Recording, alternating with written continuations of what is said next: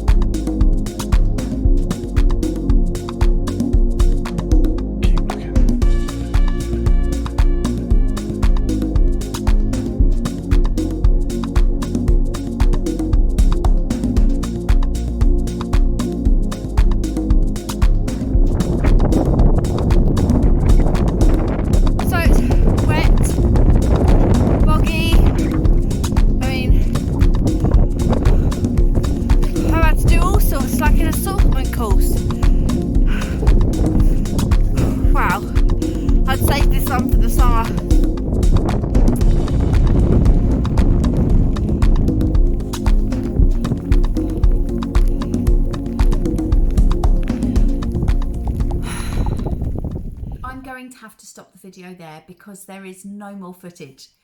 As you can see in that last clip, it had started to hail and there was a very big sigh from me because I was getting fed up. Basically, I was tired and it had become quite a strenuous hike and the weather wasn't on my... It wasn't really the weather at that point that was the issue, it was the bog.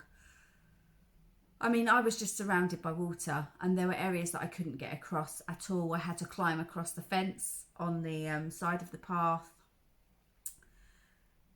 and it was just not really very enjoyable. It was a bit scary, mainly because I was on my own and I'm inexperienced, and I'd not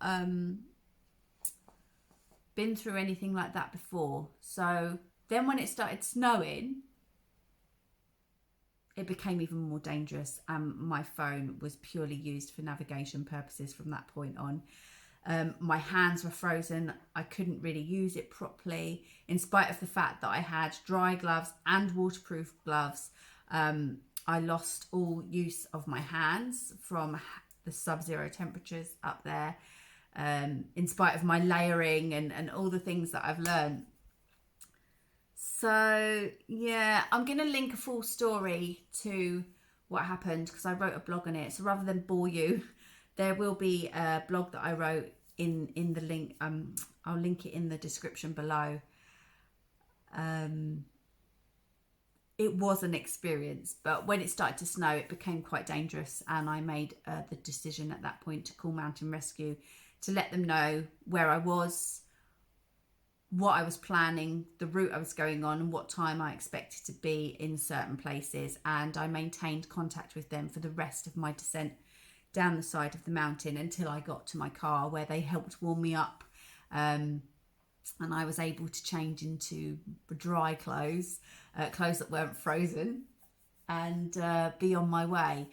It was definitely an experience. I learnt a lot from it. It just goes to show how much we need to keep promoting the safety of ensuring you have the full kit that you need and making sure you're prepared.